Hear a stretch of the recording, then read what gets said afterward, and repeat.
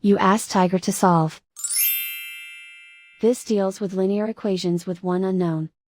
The final result is y equals -2. Let's solve it step by step. Group all constants on the right side of the equation.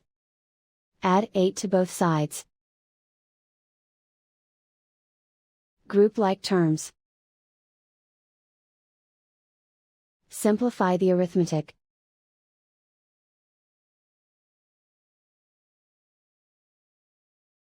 Convert the y into a positive number.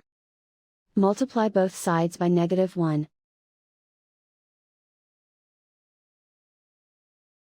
Remove the ones. Simplify the arithmetic. And so the final result is y equals -2.